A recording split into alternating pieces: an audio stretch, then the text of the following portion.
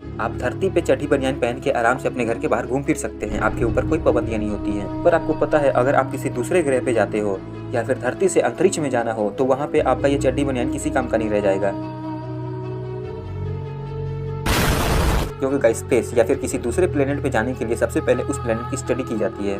उसके बाद ही उस ग्रह के माहौल या फिर उसके वेदर के बारे में पूरी सटीक तरीके से जानकारी ली जाती है और पूरी प्लेनेट की जानकारी लेने के बाद उस हिसाब से एक स्पेस सूट तैयार किया जाता है। और स्पेस सूट की कीमत काफ़ी ज़्यादा महंगी भी होती है, जो कि लाजमी है कि ये काफ़ी भारी होते हैं। आपको लगता होगा कि एस्ट्रोनॉट बनना काफ़ी आसान है, इसमें मज़ा आता है, इसमें काफ़ी एडवेंचर होता है।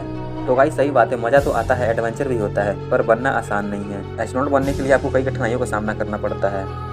तो गाइस बने रहिए हमारे साथ इस वीडियो में। नए व्यूअर चैनल को सब्सक्राइब और वीडियो को लाइक करना ना भूलें। हम आपके साथ ऐसे 5 रोचक तत्व लेके आए हैं चांद के बारे में, जिसके बारे में आप भी नहीं जानते होंगे। तो गाइस वीडियो शुरू करते हैं बिना समय खराब किए हुए।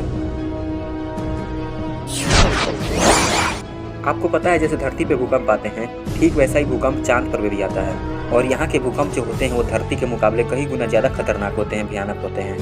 हमारे धरती पे जो भूकंप आते हैं वो कुछ चंद सेकंडों के अंदर ही समाप्त हो जाते हैं, पर जो भूकंप मून पे आता है ये भूकंप 1 से 2 घंटे या फिर आधे घंटे के आसपास रहता है।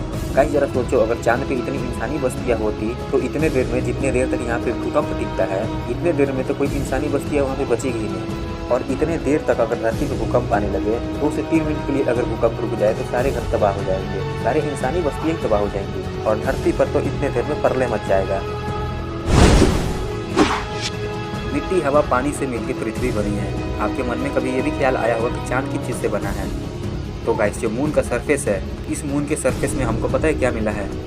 43% oxygen, 20% silicon, 19% magnesium, 10% iron, 37% calcium, 3% aluminium, 0.42% chromium, 0.18% titanium और 0.12% मैग्नीशियम शामिल है। और चक्कर लगाने वाले अंतरिक्ष यान को चांद की सतह पर पानी होने का भी सबूत मिला है। और चांद पे सबसे पहले पानी का खोज हमारे भारत ने ही की थी गाइस।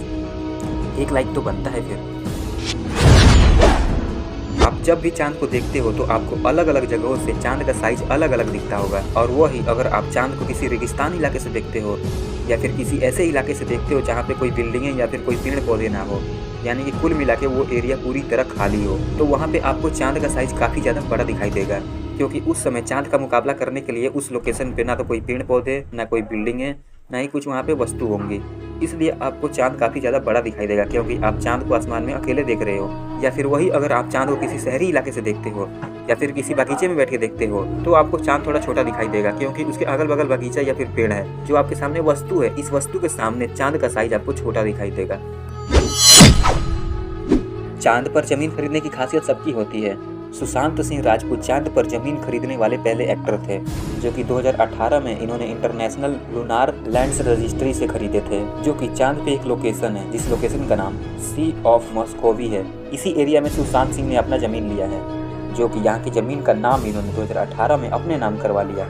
और इसकी निगरानी करने के लिए धरती से, जिससे वो अपने खरीदे गए जमीन की निगरानी कर सके जमीन पे बैठे बैठे।